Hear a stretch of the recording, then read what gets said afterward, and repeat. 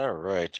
Hi, and welcome to another Midweek with Max. This is Rick, joined by JCV, Jeremy, Marco, Joshua, Clayton, Antonia. Holy shit, that's a lot of people. And of course, our co-founder, Max Sanchez. I don't really have a lot to bring to the table right now, so let's kick it right over to Max with weekly updates. Then we'll kick it to Jeremy for marketing, and then we'll get into your questions. All right, sounds good. Yeah, we got a full house today, so pretty cool. Engineering updates. We're working on a hardened release for opgeth, fixing a few other smaller denial of service type issues and things that we just want to get a preventative fix out there for. So new release of that coming soon. That'll be a optional but recommended node upgrade following the incident last week. So working on getting that out.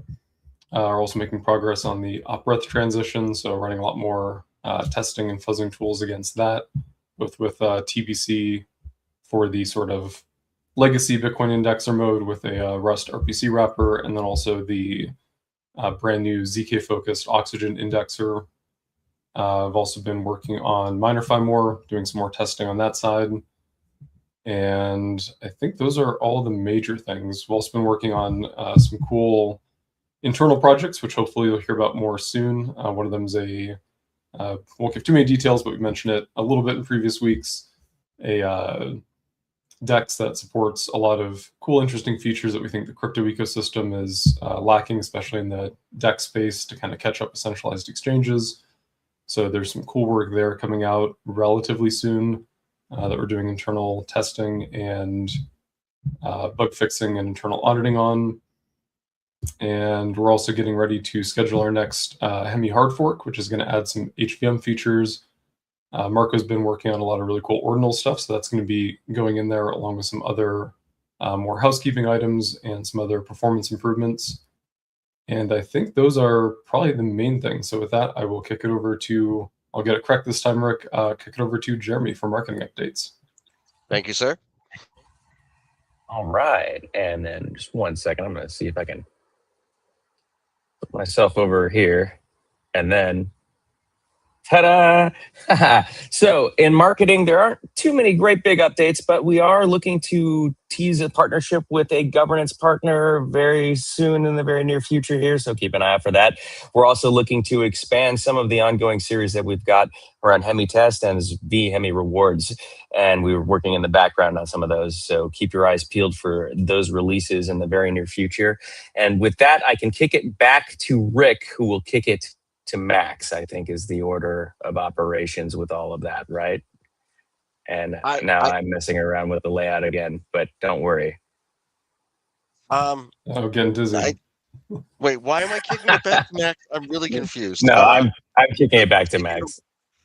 Take it away, Max. No, wait, we're doing questions. Kicking it back to Rick for questions. Right. Okay, sorry. Yeah, but he kicks it back to you. Technical difficulties. Don't worry, I have no coffee in my system, and I'm totally sane, I promise. All right, let's see. Alpha asks, when Builder's hoodie and T-shirts available in the Hemi store? I can feel this one. We can probably do that this week. Of all the things we're working on, that one's pretty easy. That one's really easy. We can totally handle that like this week probably. So, yep. All right. Mudakan asks, is Hemi ready for the Ethereum Glamsterdam upgrade? I don't think Ethereum's ready for the Ethereum Glamsterdam upgrade yet. There's still a lot of EIPs that are being decided on, so there's not too much prep work we can really do until that list is finalized.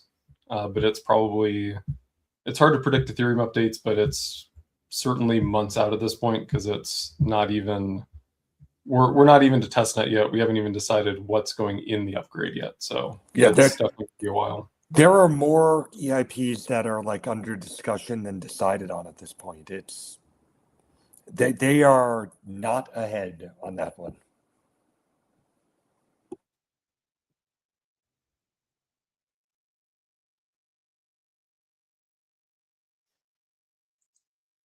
All right. Oh, sorry. That ended abruptly. Sorry about that. All right. Wizme asks, A few months back, the team was going to implement the function to claim previous staking rewards. When will this be possible? We're hoping to get the new VE Hemi staking distribution out this week, and that'll come with a contract upgrade, which if you were having issues with claiming, if you're referring to claiming staking rewards on VE Hemi positions that you had already redeemed after unlock before claiming the rewards, it will allow you to claim those retroactive ones. If you have another issue, let us know, but that was the only issue that we're aware of, was if the position no longer existed, and the new reward distribution will come with a new reward distributor contract, which will unlock those historical staking claims.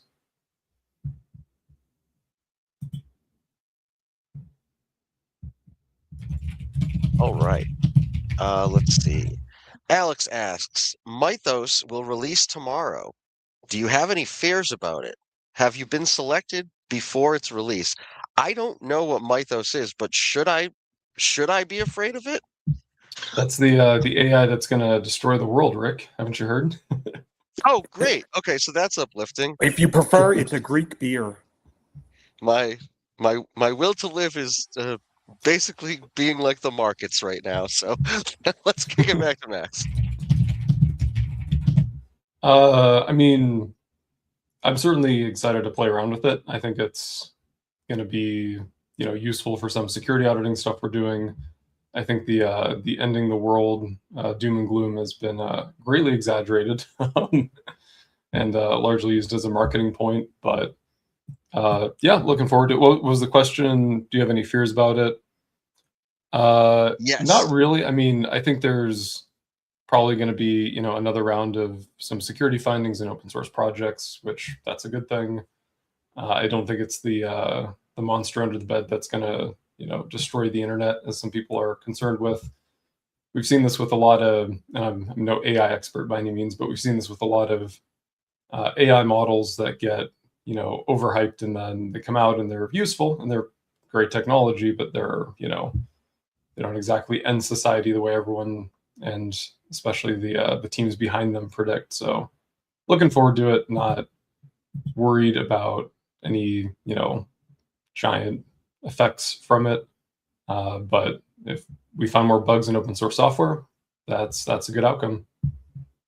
And I'm sure there's some other people on the team. Yeah, John, you want to chime in?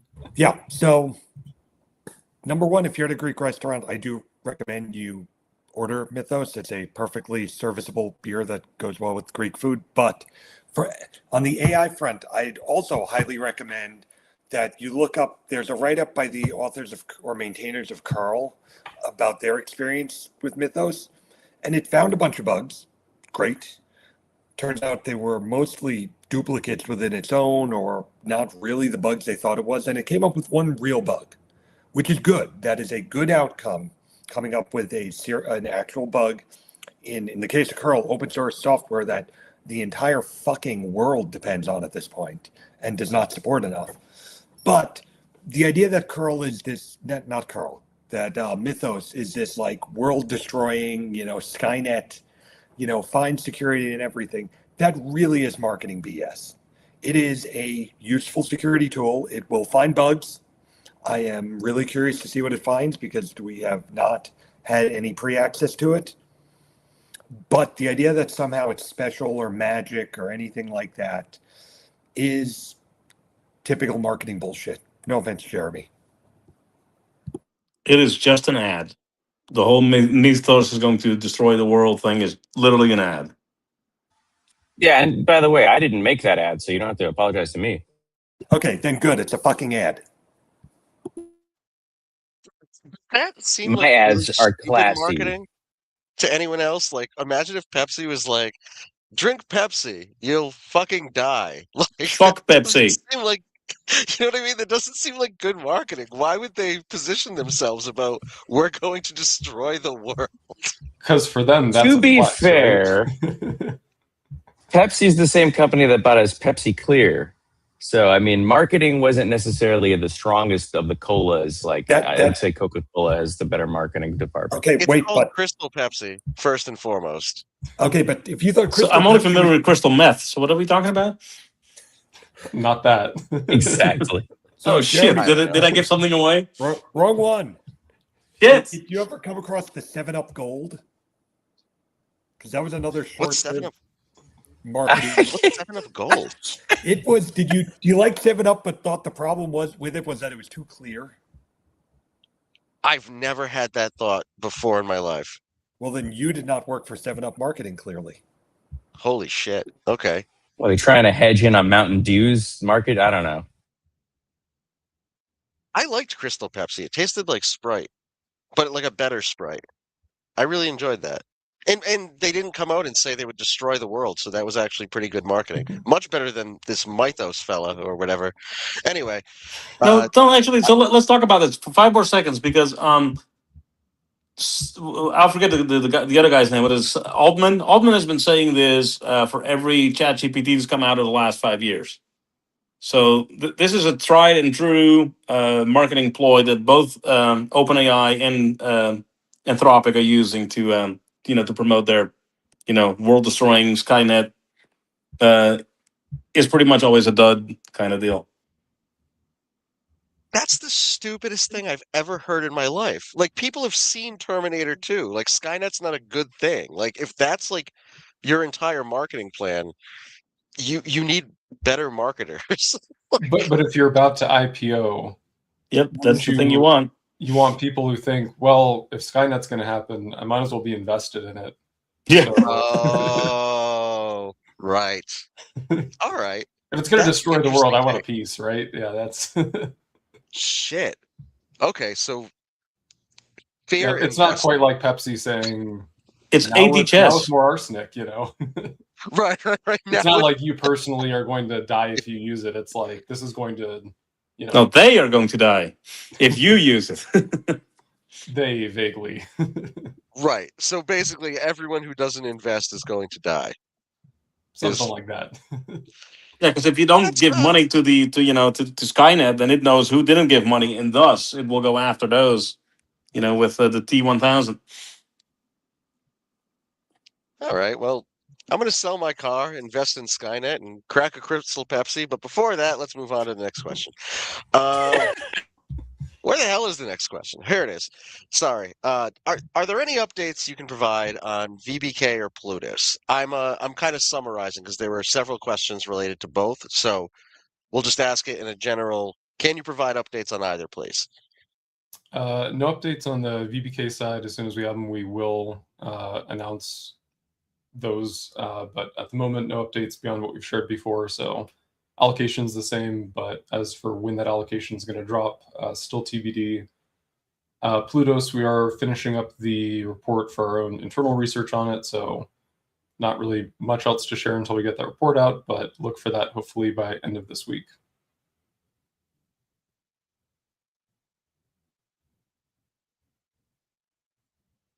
And there's my mute button. Sorry about that.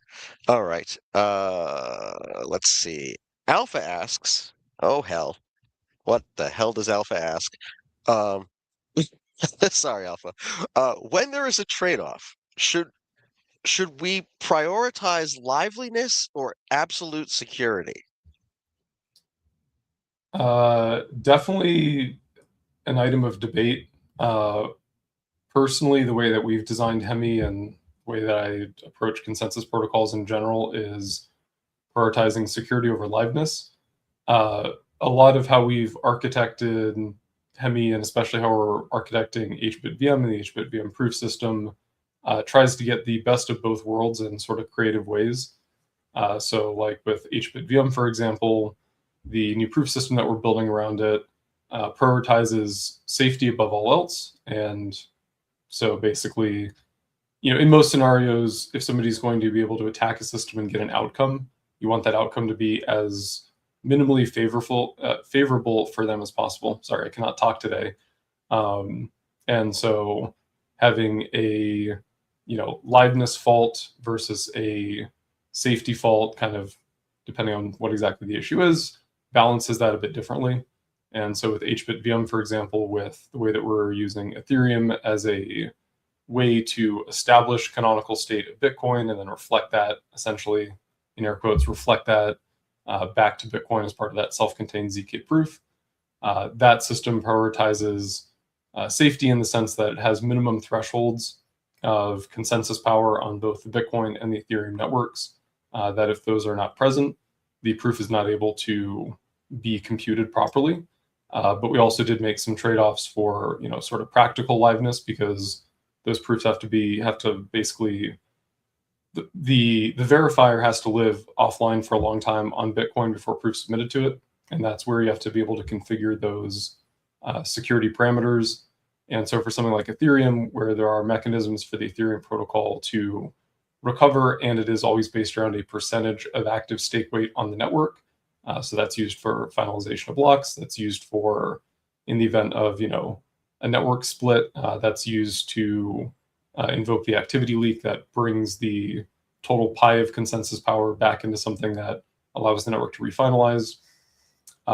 In that case, we've made the trade-off of having a strict minimum threshold of Bitcoin mining power that must be used to construct the Bitcoin side of that chain. And that's going to be set to some reasonable value that if there were to be some massive, long, sustained drop in Bitcoin mining power between the time of constructing a ZK vault and parameterizing it and actually having to validate the ZK proof, basically it would be publicly known that Bitcoin is going to fall below that level, and the protocol would be able to incentivize closure of those vaults with those old security parameters and refresh them, because that is a harder problem to solve. Whereas on the Ethereum side, we can be a little more strict with having an absolute minimum amount of active validating power at any point in time, which we essentially enforce by having a maximum window of non-finalized Ethereum blocks that can be included in the ZK proof before the ZK proof itself can't be calculated. So both of those are definitely prioritizing safety much more than liveness, but slightly different for how we treat both networks. In general, back to my sort of original point was, if you have the network just stop in the event of a security issue, that's better than it's a forking and maybe giving different views to different people, because if the network stops, then everyone can sort of coordinate around that and resolve it. If there's forks, then there's competing or conflicting economic activity on two different forks you have to worry about. And then also from an attacker perspective, their own incentives. If the network halts, there's not a lot they can do. I mean, there's things you can do with halting a network, like, shorting a token or benefiting from some like cross-chain arbitrage opportunity with a chain that can't get price updates. But it's a lot less than what you can do if you can either reorg a network or if you can cause it to split. So in general, safety over liveness, but there's a little bit of nuance there, because you could go the extreme version of safety. Ethereum could say no block is finalized unless 100% of validators finalize it. In practice, that's never going to happen, and then Ethereum would stop working. So it's a trade-off, but heavily leaned towards the safety over liveness side. And just to remember, there's no such thing as absolute security.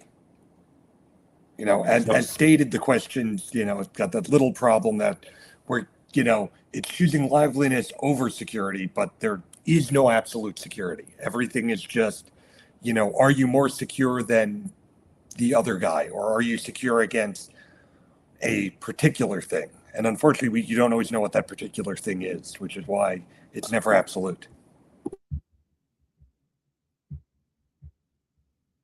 Right. Let's see. Logan Michael Harris asks, That's are a there name. any new... That's great. We'll call him LMH, just for short. LMH asks, are there any new incentives using stable coins on Hemi? Nothing new at the moment. We do have the Vetro protocol that we're working on that will come with not quite incentives, but yield. So naturally sourced yield from sources on Hemi, Ethereum, other EVM chains.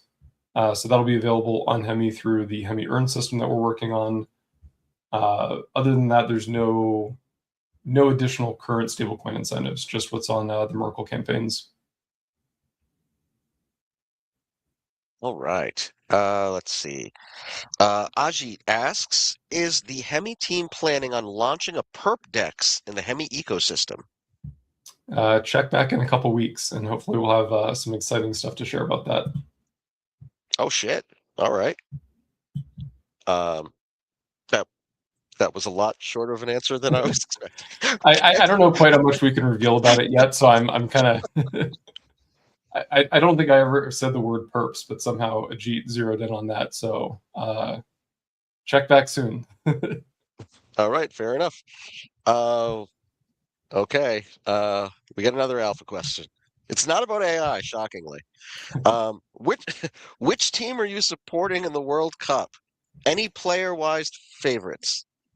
I didn't even know the World Cup was happening, so I'll defer this to somebody else. So, since Italy did not make it again, I don't care. I know my daughter is rooting for Portugal, and I don't actually know why, but I assume it's out of spite for some other player or team. I always vote for Brazil every year. Go Brazil. Oh, fuck no. I'm just consistent. I have no real reason for it.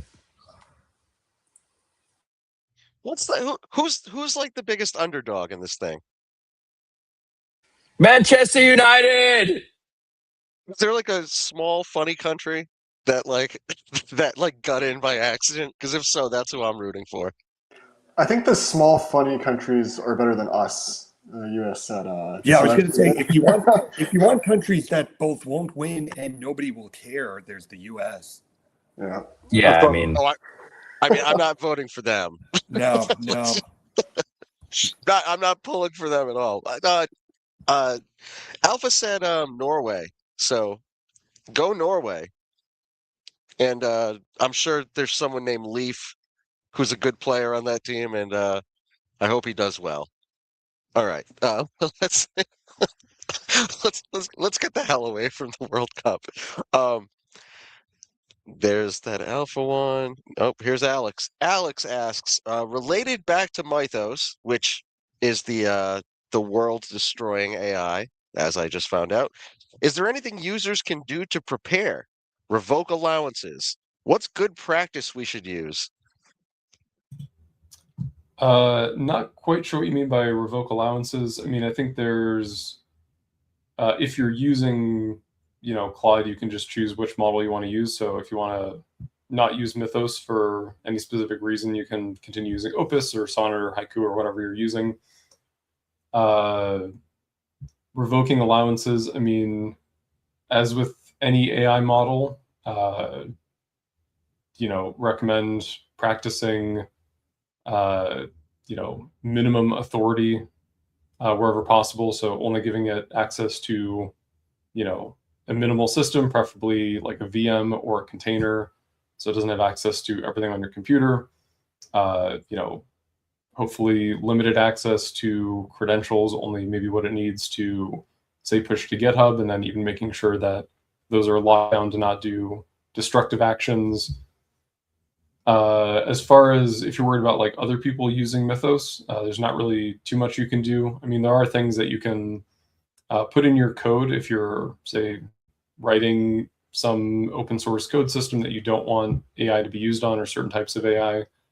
You can attempt to use some of the kind of AI opt-out clauses. There's stuff that you can add to your documentation that explicitly tells AI it's not allowed to operate in the repo, but that's super easy for users to get around. They just clone the repo and then remove that from the README if it even triggers the AI, and then keep doing what they're doing. So, as with any AI model, this isn't Mythos specific, but just practice good security hygiene with what the AI has access to if you're running it. And then as far as other people using it, there's not much you can realistically do. So hopefully, if you do have an open source project, if anyone uses Mythos for anything, it's positive. And if anything, they find bugs and report them, and you can fix them. But there are, again, some ways that people try to dissuade other people from using AI on their repos.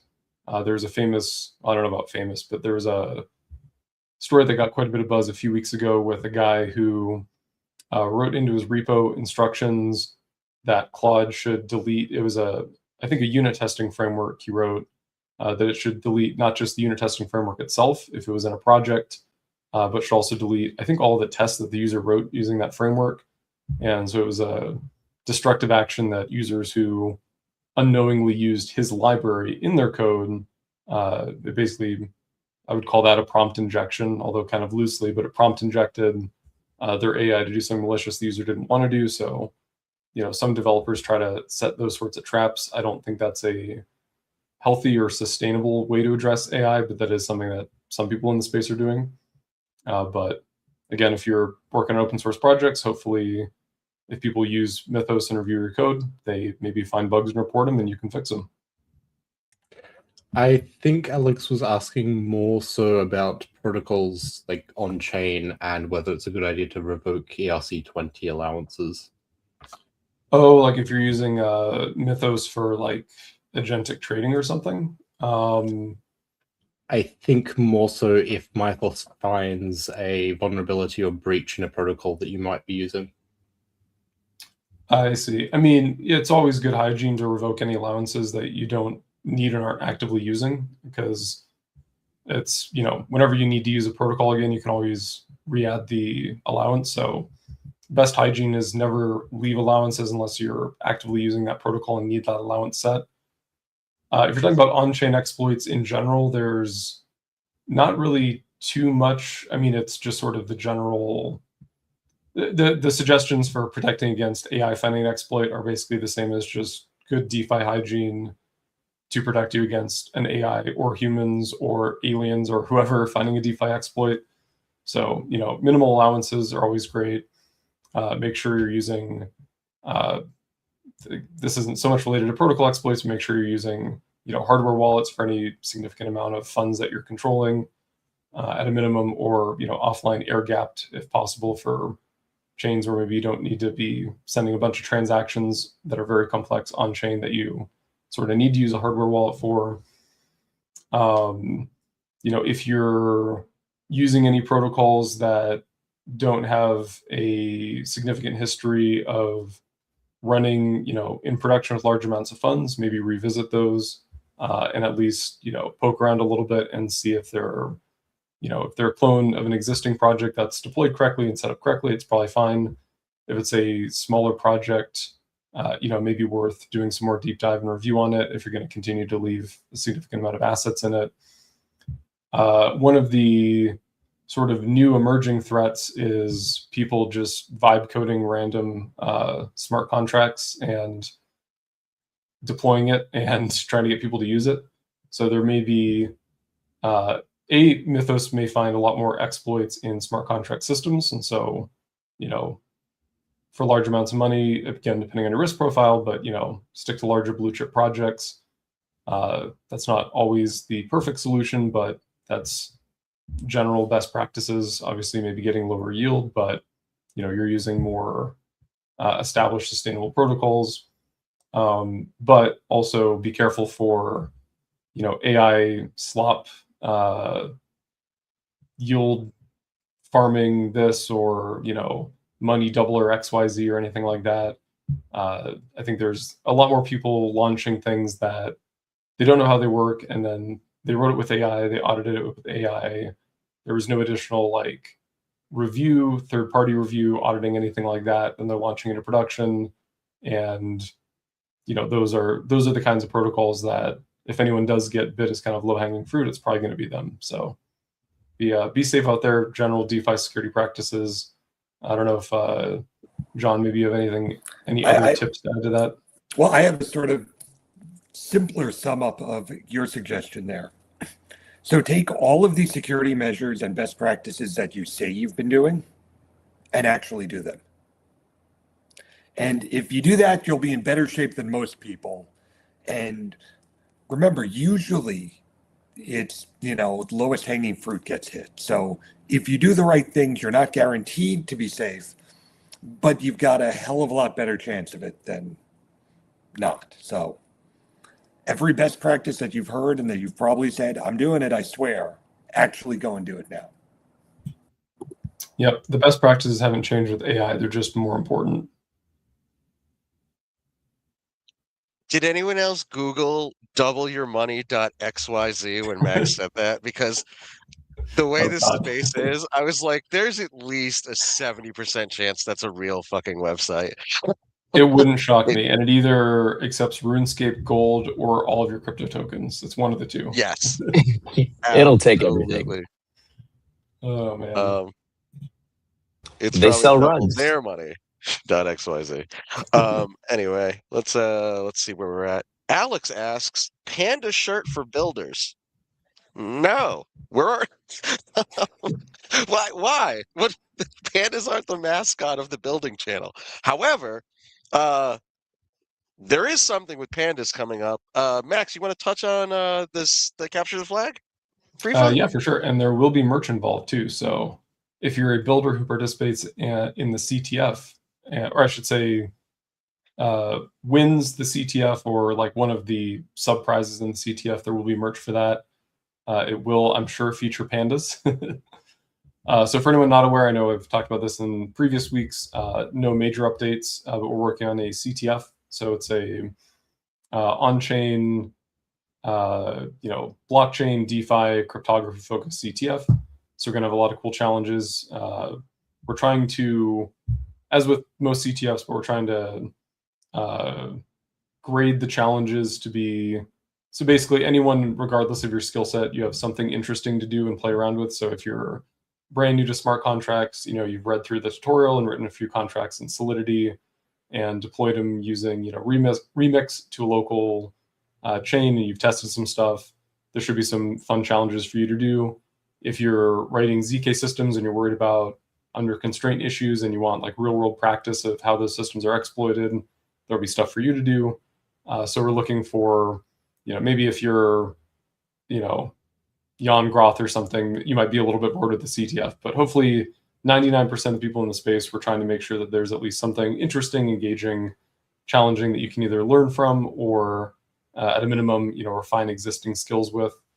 It's going to be, like I said, all on chain. So all of the scoring, all of the validation of flags that you've captured, in air quotes, that's going to be all on chain with a leaderboard. So we're still working on the mechanics, but we're probably going to let people compete either in like an individuals track or a teams track. It's a little tricky because, multiple people can share a private key and kind of pretend to be an individual. We are looking at some like low touch anti-Sybil mechanisms. So as we flesh that out, we'll have sort of a more formal process figured out for registration participation. It will be, if you want to just participate and have fun and maybe not compete for prizes or all of the different prize pools, you can compete completely permissionlessly.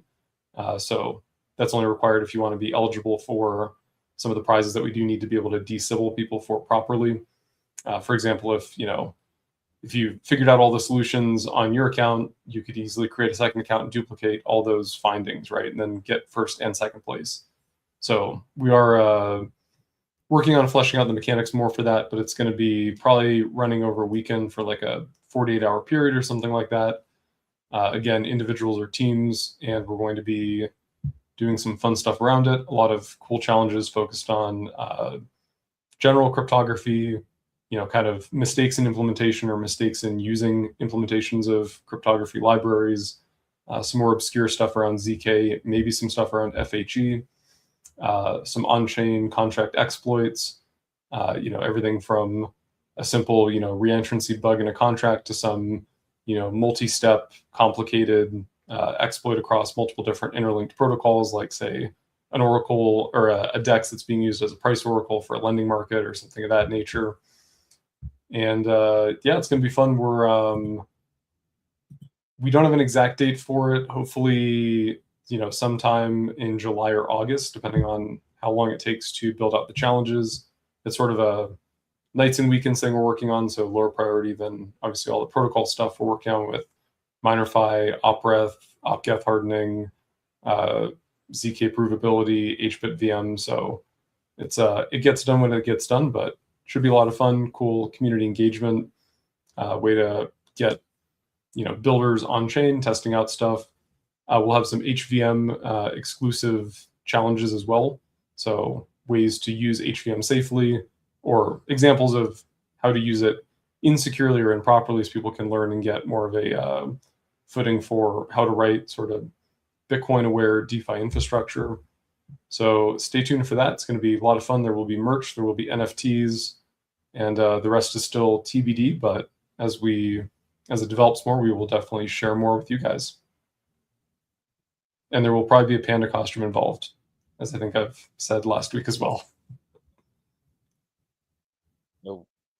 There will most likely be a panda costume involved, as they are shockingly affordable, which is still one of the weirdest things ever that we have ever looked up in a meeting. That I am not seeing. Oh, nope. I am now seeing new questions. Is Hemi secure and stable enough to use for trading physical goods? If so, what is required to ensure a payment is non-reversible on-chain before the transfer of physical or off-chain goods? So short answer, yes, but this gets into like the shortcoming of every single blockchain, which is when you're dealing with physical goods or the real world, you only have so much stuff you can verify on-chain, right? So if you're referring to like, you run a store and you want to accept, stable coins or ETH or Hemi tokens or whatever on the Hemi network in exchange for, letting somebody walk out of the store with a physical good, the general recommendation would be on Hemi, wait for at least Ethereum finality, which takes around roughly 15 minutes when Ethereum's operating normally, which is 99.9% of the time. If you want to be extra sure, you can wait for Bitcoin finality, but Ethereum finality is, for most transactions that are irreversible, more than good enough. I don't think this is where the question's going, but if you're referring to like RWA real world asset stuff, that's kind of more where the interface with the real world for any crypto project, any blockchain protocol is a problem where you need basically, say you're buying like tokenized gold or something, that needs to be backed by a company that has, there's legal recourse for the owners of the token in the event of, say, that holding company becomes insolvent or they lose some of the assets somehow or something like that. And those are things that you can't enforce on chain. You can do some stuff like on-chain insurance protocols. So you can have, something like this, an on-chain insurance protocol that insures against, the insolvency or inability to deliver a real world asset from a particular vendor. But that gets expensive and that's not a perfect solution either. So RWAs are cool. RWAs are hard. I know that's not your question specifically, but if you're somebody who wants to do RWA stuff on any chain, there's some interesting protocols. There's ways to do it that are relatively safe, and the benefit outweighs the cost for sure. But you do have to be especially careful with anything that does touch the real world from crypto, not just because of like finalization and settlement, on chain, whether a payment can be reversed, but more so looking at what is the actual reality of users being able to redeem their on-chain token for that representative real-world asset that's held by a person or a legal entity. All right. This is an interesting question. I'm going to ask this, even though I don't understand the context, but when was written in all capitals, so it sounds important. When Hemi Academy? So we are doing more episodes of Teacher at Crypto. So that's, if you want to call that Hemi Academy, that will be coming soon. We have talked about doing more like, developer tutorials around, here's how to use HVM in a contract. We're going to do some of that as part of Teacher at Crypto, but that's it's a fun, more informal format. We have looked at doing things that are more, kind of standard tutorials, if you will. I don't think we have anything like that on the immediate roadmap.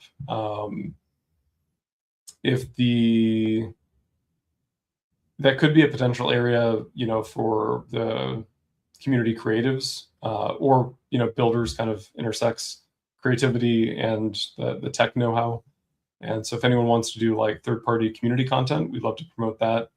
But yeah, so we'll cover some of that with Teacher Crypto, and then maybe at some point more like standard formal tutorials and overviews of stuff. I have been wanting to do some for a while, but there's only so many hours in a day. So maybe as we get some of this stuff shipped, we can revisit doing those. Let's see.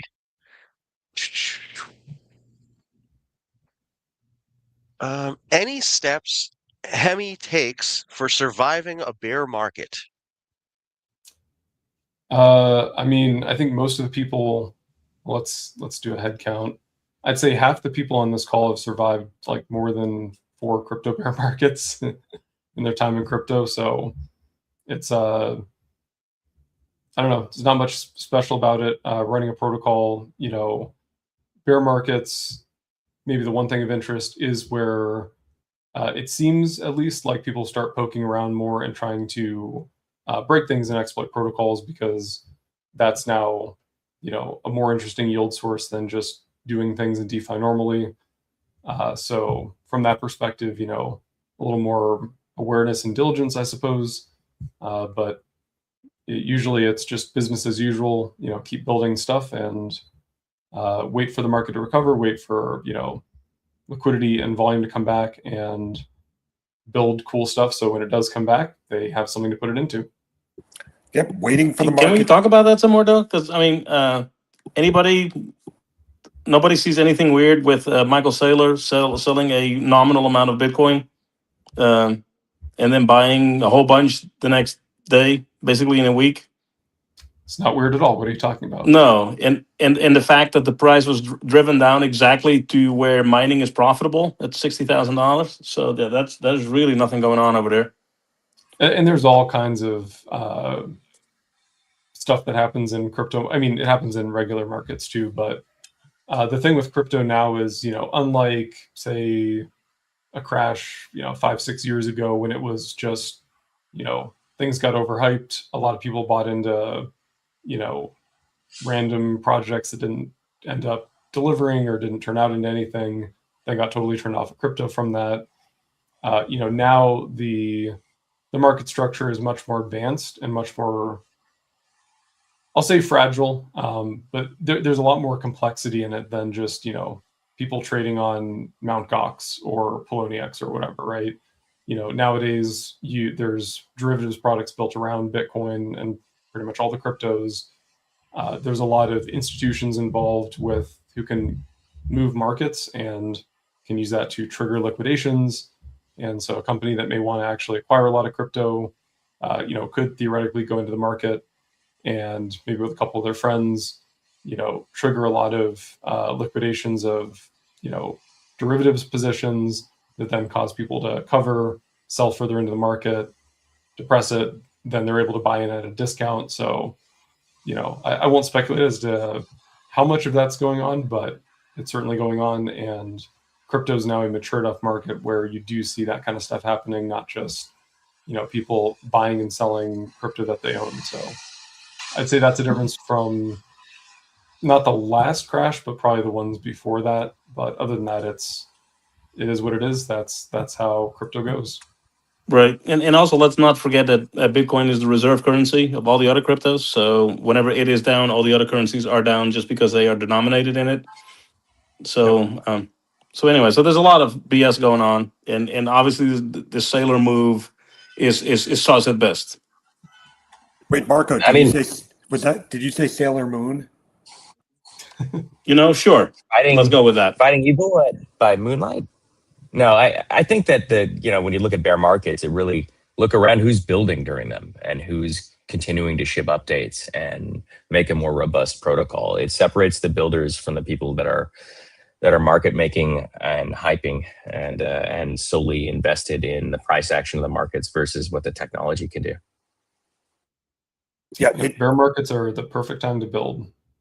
It sucks because look, I hate to see anyone lose money, and B, I hate to lose money myself. And I think I feel more strongly about the second of those. But by a long shot, I like all you people, but I'm more upset when I lose money. But regardless of that, like ultimately, what's happened in crypto over and over again is there's a whole lot of shit gets thrown at the wall. Prices go up. a bear market happens and some of the, less thought out ideas, some of the ones with less committed teams end up not making it through there. And, the natural selection version of it is not the worst thing in the world. And, the people who keep at it in both, both when things are high and when things are low should tell you something. And again, I'm not saying I like that, you don't want people to lose money, but the industry does rely a little bit on the, natural selection of when markets are down, it's going to wipe away some of the less thought out. And there will be good things that die too. It's not to say that every project that fails deserves to fail. But hopefully it, overall, just like in, actual evolution and natural selection, overall, the things that, get pushed to the top and survive should have done something to get there. And you need some of the pressure of bear markets for that to happen, even if we do lose some good things in them too.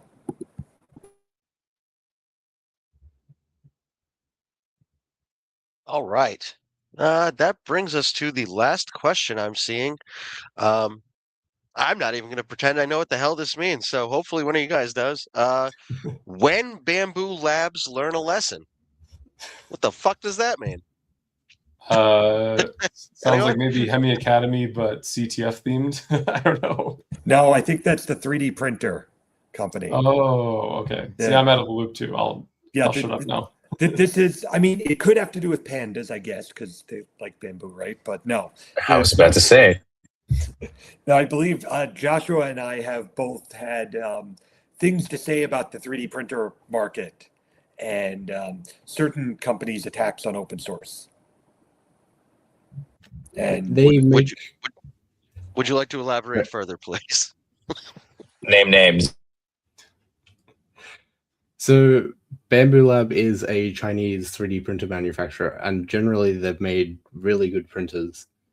But there's recently been some controversy with them threatening to send a lawsuit or cease and desist to a developer for forking a fork of their slicer and changing the user agent value back to look like Bamboo's official slicer, as well as making it always look like it's running on Linux. So also, Bamboo's official slicer is a fork of open source. Not only is it open source itself, but it's a fork of an open source slicer. So yeah, it's a fork of Pulsar Slicer, which is a fork of Slicer with a 3. Yeah. And it's all AGPL licensed. So there's a couple of good wiki posts for if you do want to learn more about that. But it's not hypocritical at all. Will they change? Hypocritical, illegal, tomato. But anyway, I like Prusa. That's where any of the 3D printed little Hemi logos I did were with a Prusa printer. I think we should do a one-off special and sticking with the naming convention of Teach Rick Crypto, we can just call it Get John and Joshua Drunk and let them talk about 3D printing. Probably with Alpha. Can we make that title maybe that's the next longer? happy hour topic. Right. Also, I'd like to point out that Aji is apparently watching us on LinkedIn. Why? I think he did that just to troll us. Probably. Let's see. Man. I think that is shockingly the end of questions, which means we may finish before time has finished. That's absolutely. I cut out a little there at the Any end. further updates or closing thoughts? Oh, you cut sorry, out a bit. you got me now? Yep, yeah, we can hear you now. Okay, I was going to say, does anyone have any closing thoughts or further updates we want to share with the folks at home? Because I would like to formally apologize for anything bad I said about Crystal Pepsi. I used to love it, and I'm sorry. All right, Put down the rock, man. Sorry. Put down the rock. Oh, Marco, ordinals update. Please talk about ordinals. Okay. Well, I can. Okay. All right. Fine. I have a couple of minutes to yap about ordinals. So it's not an exciting update, but from an engineering perspective, it is. So ordinals on mainnet are actually much wider out of control than I thought they were. So I kind of brought a knife to an AR fight when I wrote the testnet, the testnet 4 ordinal indexer. So then I got my ass handed to me by mainnet as it goes. So then I had to spend days really figuring out how to make that thing go a little bit faster. So it seems to be working. I found a couple of bugs along the way as well. So that was actually a useful exercise as mainnet typically goes. It always has something to say about the reality. And so I actually think that overall we have gained some speed in TBCD for database operations. So I'm putting up a bunch of tiny little PRs that are making it incrementally a little bit better. And so over the next couple of weeks, those should all roll in, and then by the time it all becomes Rust, the code can be transpiled, and we don't have to reinvent this wheel. So an exciting engineering update, but completely not interesting for anybody who just wants to look at ordinals. I enjoyed it. I enjoy Marco's Ordinal Corner on Midweek with Max. I think we should do that weekly. Josh just dropped another question that I believe just came in. So I lied, and we are not done. What is the status of the move to Rust for the Hemi node? Going well. We're doing final testing of the opreth fork, so all of the Hemi changes to opgeth basically ported over to opreth, and then also testing that with the, like I mentioned right at the beginning, the legacy, quote-unquote legacy TBC indexer using a Rust wrapper, and then also the new Rust native Oxygen indexer, which is built for ZK provability. So that's moving along. We're not currently replacing any other major components with Rust. Some of the new stuff we're working on that's related to ZK proving is also in Rust. So some of the stuff for example, that perps, possibly decks that we were hinting at earlier, components of that are in Rust. There's some other pieces of the stack, again, that touch ZK stuff that makes sense to write in it. We're not doing a full translation of everything, just at the moment, opgeth because of the upstream deprecation and the need to use it for ZK provability. There will be components of opnode that will use a Rust version of also for ZK provability, and that will be probably the next step after the opgeth transition. So moving along, still doing internal testing and hoping to have a public, alpha release if people want to start playing around with it sometime in the next few weeks here. Right. Yeah, I have a question. Why are perps called perps? Because the only time I've ever heard the phrase perps, it's on like cops. Yeah, they're it's like, the perp walk. Oh, It's okay. short for perpetual. Yeah, they don't close. So like the assets that they mimic have like opening and closing terms. Perps stay on like indefinitely until you offload them. So basically, so in regular markets, you have futures contracts, which they have a certain delivery date. So you buy, oil futures dated for, June, right? And so you're speculating on the future price of an asset at a certain point in time where that future is going to be, I always use the word exercise, that's options, but where it's going to basically mature, and you're going to either get delivery or cash settlement of the derivatives product. And the idea with perpetual futures, and I'm personally, I'm not a trader by any means. I've traded a bit, and every time I've lost. So I just buy stuff I like and hold it. But for the idea with perpetual futures is instead of there ever being an expiration date, basically it's just a way to almost synthetically, I don't want to use the word peg, but synthetically track a market of a certain underlying with certain mechanics that behave like futures. So being able to use leverage very easily, not having to own the underlying asset in order to trade that asset, like you would normally if you were just buying and selling something in a regular spot market, but without it being tied to a specific date. So being tied more to the current price, and obviously you're speculating on that price going up or down in the future. but you're not also speculating on that price going up or down by a certain amount at a certain expiration or maturity time. So the way perps work is they never mature. There's no date where the holder of a perp is made whole based on the price of the asset at that point in time, like normal derivatives. Instead, there's a funding rate. So basically, every period of time, 8 hours or whatever, if the price of, like, say you're trading Bitcoin perps, if the actual Bitcoin spot market, according to the, say, Oracle, is 80,000 and the perps price is 80,100, then the perps price is slightly above the current market. So the way that it tracks and tries to readjust to the actual market price is by charging a funding rate to the people who are on the popular side of the trade.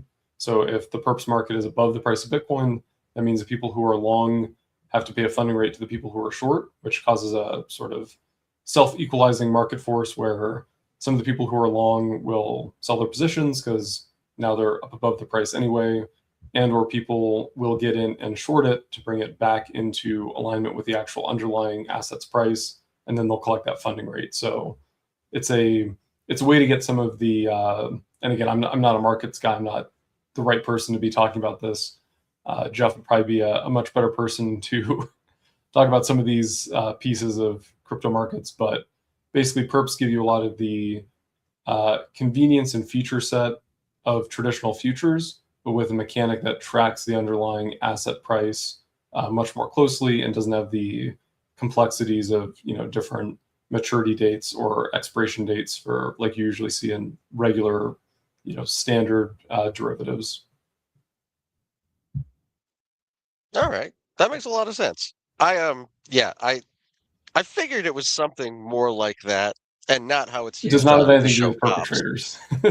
Okay, perfect. Because it's usually like, the perp exposed himself in the Wendy's drive-through, and we gotta get him. Like, And you're like, why okay, do we that's want that on chain? How does that get on right. chain? Yeah, I mean, maybe in Florida, but Maybe in Florida. but nowhere else would that really fly. But yeah, we're actually 2 minutes under. Questions have stopped. Ajit is back from LinkedIn. Welcome back, sir. Still don't know what the hell you were thinking. But yeah, I think that brings us to a close. So thanks everyone for joining us for another Midweek with Max. I don't have a TV stat this week, but we're getting closer to episode 250. And we're gonna do something for that. I still don't know what the hell we're gonna do, but we'll figure it out when we get closer. We still got like 19 weeks to figure that out. So, It'll go quick. Look, we're already in June. oh I don't know how shit, that right? happened.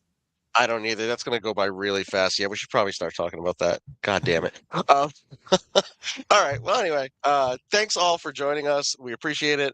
Please remember to join us for. Hold on a sec. I gotta make sure I got the right time. Tomorrow, engineering office hours available in Discord at 4 p.m. EDT. So if you have any questions, I'll be opening that question channel really soon. Also, folks who competed in the last Hair Games event on the Hemi Discord, by all means, uh, keep continuing to play. There should be a new event happening, but we'll get your rewards out this week. Also, the builder role, the beta tester role, the creative roles are all readily available in Discord. So if you are not in the Hemi Discord, get the hell in the Hemi Discord, and you can hear us talk about other shit a lot more. Because we do this a couple times a week now. Oh yeah, oh thanks Alex, and make sure to slam that subscribe button and like the video and all the other things that YouTubers say to do. So yeah, rock and roll. Anyone else? Anyone else have anything? Want to say bye or anything? No, I think that's about it. Thanks everyone for joining us. If you, like Rick said, if you're interested in building anything on Hemi, or you are building anything on Hemi, definitely join us tomorrow for the open. Damn it, Rick, you messed me up. The engineering office hours. And aside from that, stay tuned for more updates next week, and also some cool stuff coming to the beta testers channel, hopefully in the next few weeks here as we start to get some of these internal projects shipped out to beta. So thanks for joining, and we'll see you soon. All right. Take care, amigos. We will see you soon.